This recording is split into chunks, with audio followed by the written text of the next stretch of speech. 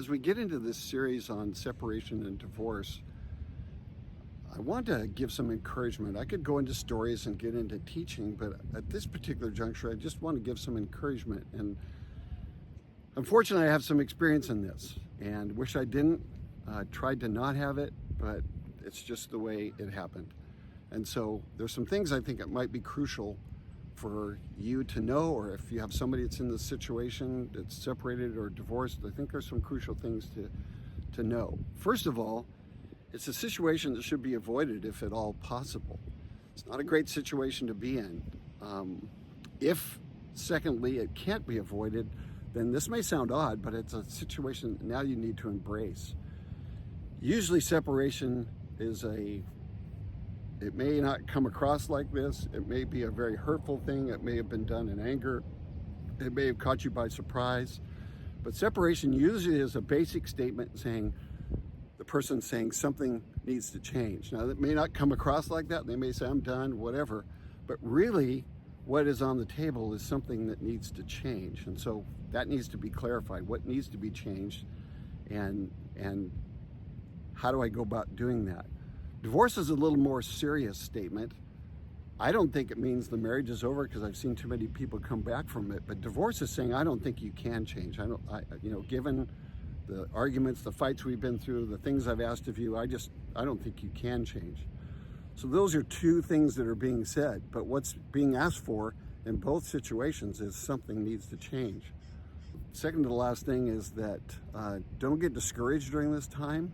There may be statements that are being used like you'll always be this way and you'll never change and you never, always never, are statements that are just what they're called absolutes. And I remember going through a book on self-talk one time, and the guy was saying those statements are just not true. No one's always a particular way. Nothing's never gonna change. Nothing is, you aren't completely a loss. Those are there's sayings that are said in anger, and the damage that's done in those sayings is just this categorization of the situation, when in fact those absolute statements are not true. So don't accept defeat, don't get discouraged, don't get drawn down by those kind of absolute statements. But this is a time when change is being asked for, or change is, the person is disappointed, doesn't think change is going to happen, but change is being asked for, and we need to look at it that way. We need to embrace it and say, okay, if I care about this relationship, and I hope you do, I hope you married this person that you're with out of love and care, that change is being asked for, and I'm going to look at it that way, and I'm going to, because of love, I'm going to do the best I can to change. So a couple of points that might help you during this time, like going forward. The first of all is get busy. We can get into this thing of, well, I'm waiting for something to happen, and I'm just going to be waiting to see if they'll phone or call, whatever. I read a book during the time that I was in this situation, and the book was called, amazingly, it was called Waiting, or Wait, I think. And the author said, just don't sit there. Use this extra time to improve yourself. Take an adult education class, start going to church, start reading your Bible, start exercising, start setting goals, take notes and reflect. So the aspect of waiting is a correct term, because you are hopefully waiting for a chance or an opportunity to turn things around. But waiting is used incorrectly if it's just going to be sitting around. Use this time effectively. The second thing is to take care of yourself during this time. You're going to be emotionally tugged.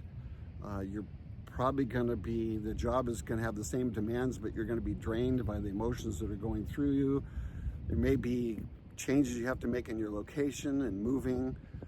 There's going to be additional stress during this time, so take care of yourself. You're going to need time to reflect, but you're going to need time to also stay healthy. There's no use in just being totally distraught. So make a very real conscious effort to get in a place where you can settle down, where there's some peace and quiet, where you have some borders and boundaries established around you. Even if it's one room, even if you're staying with somebody and all I have is one room, make sure that room is a place where you can shut the door and get some rest and relaxation. Just find a place where you can settle in and have things quiet so you really can get the energy to go forward and change.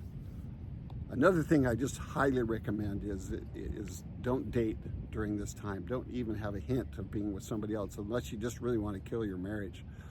It's really been unfortunate for me to see on some dating sites this comment of recently separated. Do I want to be with somebody that is that callous about their former relationship? Not me. So if you want your marriage back, if you want your relationship back, don't let there be a hint of dating or seeing another man or another woman. If you're a woman, stay with the women. If you're a guy, get around guys. If it comes up and you have a chance to talk to your spouse, and I hope you do during this time, is affirm your love. I think it makes a huge difference when somebody walks out the door or there's a time apart. If somebody says, look, I do need change. And at times I think nothing is going to change here, but I need change. But I want you to know that I love you and I care about you, and I am going to be looking for changes to happen. I think it's just really important to affirm your love, because in general, people look at these terms, maybe even the people you'll know will say, oh, you're separated, so they think you're on your way out.